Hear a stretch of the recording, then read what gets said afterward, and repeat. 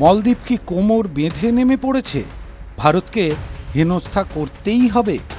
এবার ৪৩ জন ভারতীয় নাগরিককে মলদ্বীপ থেকে তাড়িয়েই দিল মইজু সরকার অবৈধ ব্যবসা চালানোর অভিযোগে। মলদ্বীপ সরকার সব মিলিয়ে ১২টি দেশের ১৮৬ জন বিদেশিকে দেশ থেকে তাড়িয়ে দিয়েছে। মজার বিষয় হলো এর মধ্যে একজনও চীনা নাগরিক নেই। মলদ্বীপের নয়া প্রেসিডেন্ট মোহাম্মদ মুইজু চীনপন্থী এবং ঘোর ভারত বিদ্বেষী হিসেবেই পরিচিত। কাজেই তার সরকারের কাছ থেকে এছাড়া আর কি বা আশা করা যায়? বিতাড়িত এই বিদেশিদের মধ্যে অবশ্য সবচেয়ে বেশি রয়েছেন বাংলাদেশিরা। কোন দেশের কতজনকে তাড়ালো মলদ্বীপ?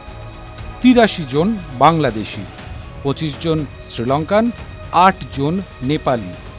মলদ্বীপ সরকারের দাবি, অনেক ক্ষেত্রেই দেখা যাচ্ছে মলদ্বীপের কোনো নাগরিকের নামে ব্যবসা নিবন্ধন করছেন এই বিদেশি নাগরিকরা। এরপর নিবন্ধিত ক্ষেত্রের বাইরেও তারা ব্যবসা করে চলেছে। অনেক ক্ষেত্রে এই অবৈধ ব্যবসা থেকে অর্জিত অর্থ বিদেশিরা তাদের ব্যক্তিগত অ্যাকাউন্টে জমা করছেন।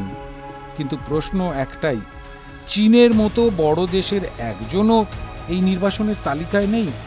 এটা হতে পারে? অনেকেই আবার এই বিতাড়নেরও তলে তলে চীনের হাত দেখছেন। TV9 Bangla digital.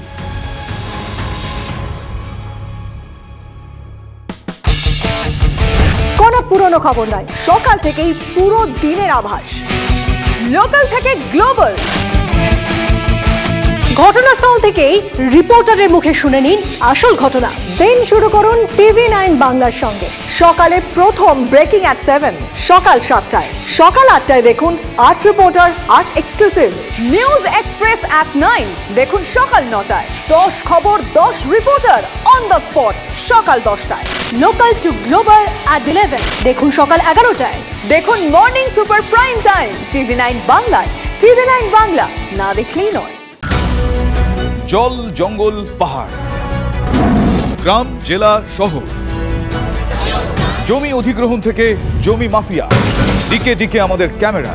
চারপাশে ঘটে যাওয়া ঘটনা থেকে আমরা তৈরি করছি বিশেষ চিত্রদলিল। মানুষের সঙ্গে আমরা, আমি শুভজিৎ। নিউজ সিরিজ দেখুন আমার সঙ্গে প্রতি রবিবার রাত 10টায় TV9 বাংলায়। TV9 বাংলা, না দেখলেই নয়।